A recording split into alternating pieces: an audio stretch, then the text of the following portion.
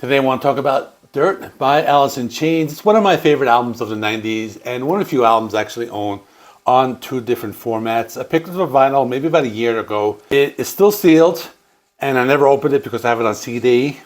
But I thought today would be the perfect opportunity to open it up and see what's inside. I actually filmed that separately. I already opened it already, but I do the live opening in a video, which I'm going to show you in about a minute. But I want to tell the story because it's one of their darkest albums.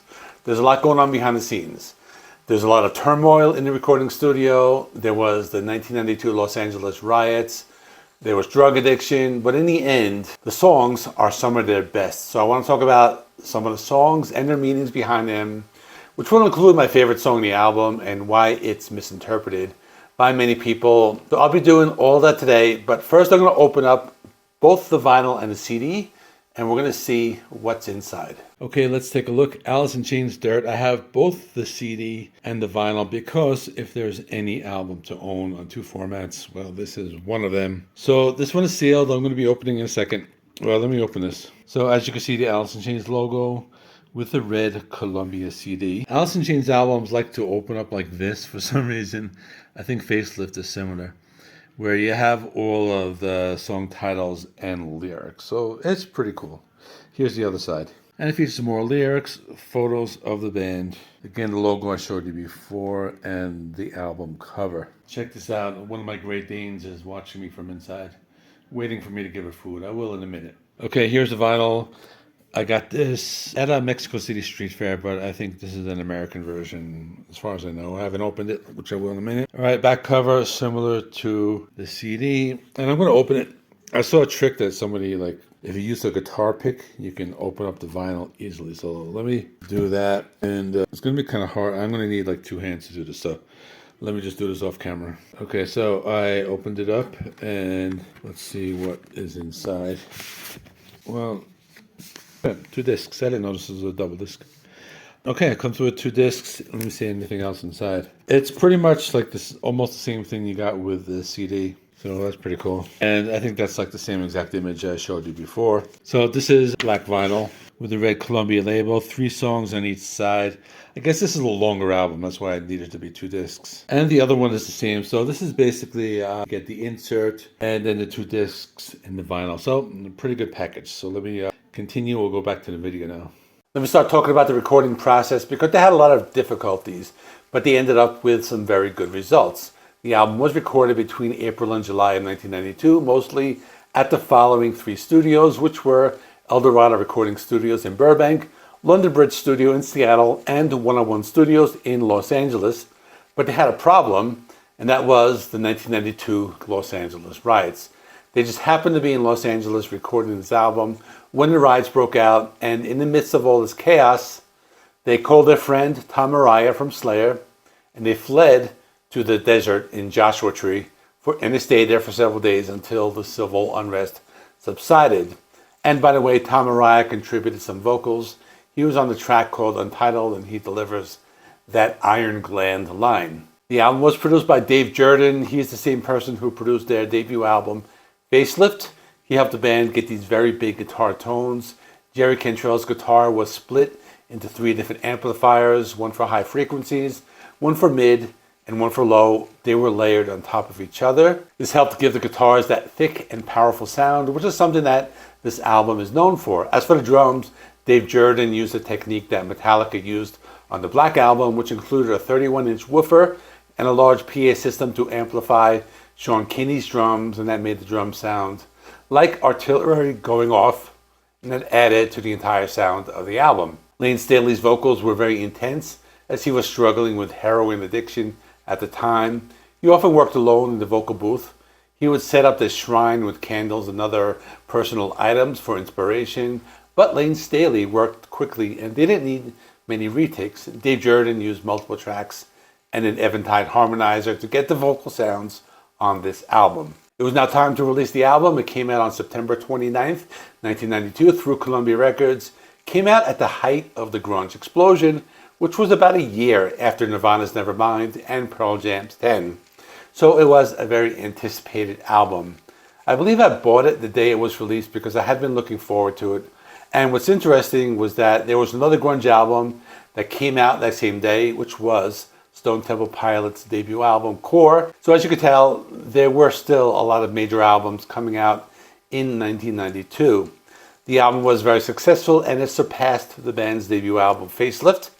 It debuted at number 6 on the Billboard 200 chart, and it has been since certified 5 times platinum in the United States, making it the band's highest selling album to date. The album remained on the Billboard charts for nearly 2 years. Critics praised the album for a couple of reasons. I'll be talking more about this in detail when I talk about the songs. But some of the things they praised was the emotional depth of the lyrics and Lane Staley's emotional vocals. Critics also praised the band's unique sound, which was like a bridge between grunge and metal. They also praised the vocal harmonies between Lane and Jerry Cantrell. The album had a very heavy, sludgy sound that would eventually influence metal genres like sludge metal that would come out in the late 90s. Dirt also earned a Grammy Award nomination for Best Hard Rock Performance in 1993 and was voted the Kerrang! Critics' Choice Album of the Year in 1992. I want to talk about some of the songs. There was one song which came out before the release of this album. It kind of tied people over as they were waiting for this album to come out. That's the song Wood.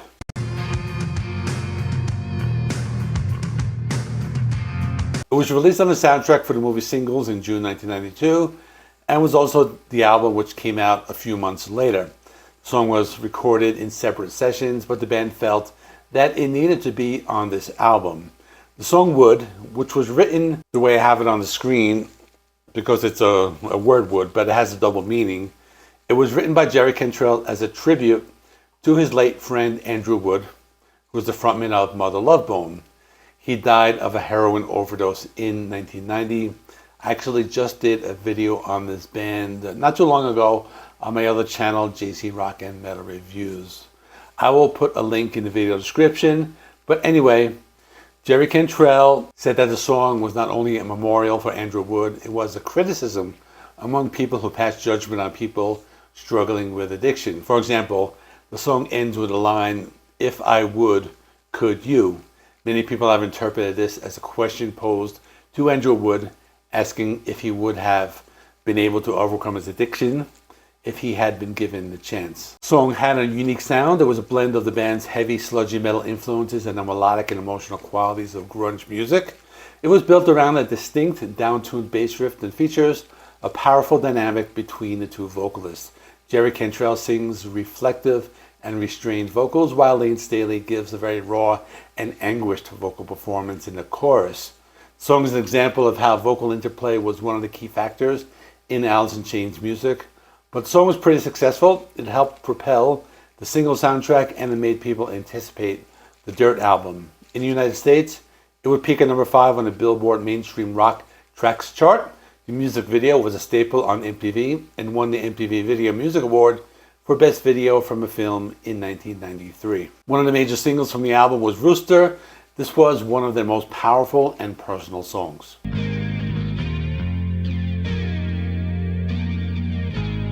It was written by Jerry Cantrell as a tribute to his father, Jerry Cantrell Sr., who was a Vietnam War veteran.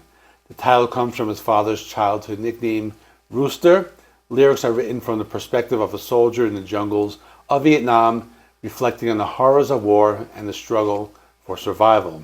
Jerry Cantrell wrote the song as a way to understand his father's traumatic experiences and to bridge the emotional distance that had grown between them due to the lasting psychological scars of the war. The lyrics paint a very vivid picture of combat with lines like, "Here they come to snuff the rooster. Ah, yeah, here come the rooster. You know he ain't going to die." This line conveys a sense of both the immense danger and the will to survive, even when a person is against all odds. According to Jerry Cantrell, this was the start of a healing process he had with his father. The song has their signature sound, which is a blend of heavy metal and grunge.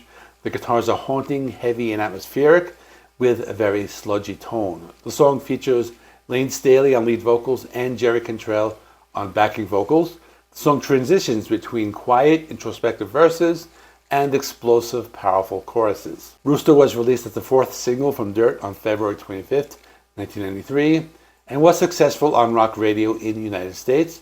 The song peaked at number 7 on the Billboard Mainstream Rock Tracks chart. The music video for Rooster was directed by Mark Pellington.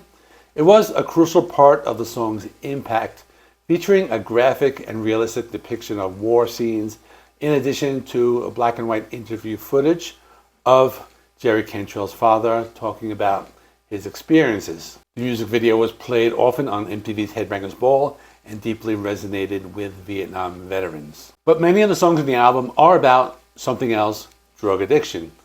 The album isn't a traditional concept album, but addiction is one of the major themes that is addressed throughout many of the songs.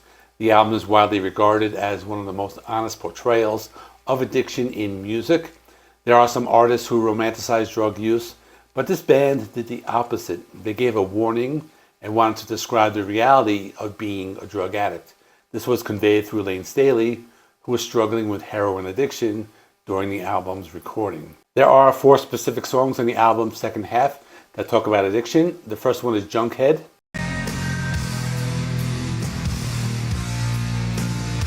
The song captures the initial perspective of addiction. The lyrics talk about the pleasure of drug use and an addict's belief that non-users can't really understand the experience. Then there's the song Godsmack.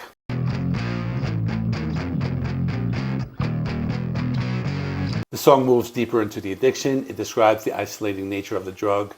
And the title is a play on the phrase smack, which is slang for heroin, and the idea of a godlike high. Then there's Hate to Feel.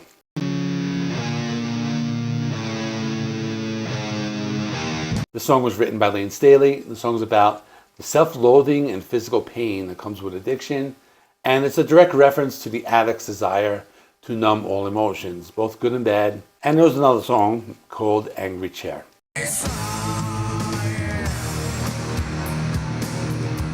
The song explores the psychological turmoil and mental prison of addiction with lyrics like, "Lost my mind, yeah, but I don't mind."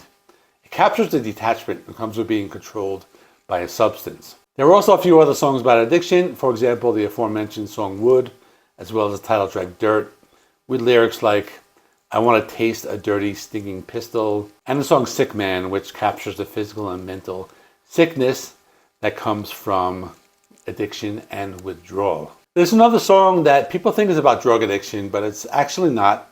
It's Down in a Hole.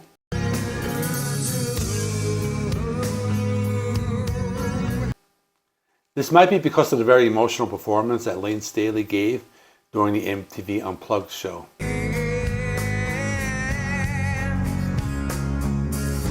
This song was written by guitarist and co-vocalist Jerry Cantrell for his longtime girlfriend, Courtney Clark. It's about the internal conflict of wanting to be in a committed long-term relationship while being consumed by the demands of the rock and roll lifestyle. So the hole is a metaphor for the psychological turmoil that he feels being trapped between these two desires. Like I said, some people have interpreted the song about addiction and being trapped by substance abuse. Others have interpreted it to be about depression and struggling with hopelessness. And there are some fans who said the song is about grief and loss. And there are different lines on the song that resonated with each of them.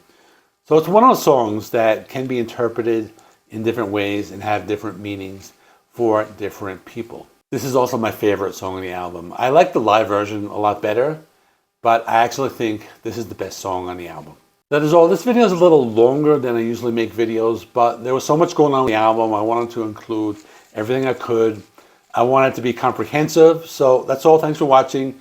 Please give the video a like. Check out the video right here. I do an unboxing of the Stone Temple Pilots box set featuring the first 5 albums. Or I also linked the Mother Love Bone video from my other channel in the video description if you want to watch that as well. And thanks for watching. I'll see you in the next one.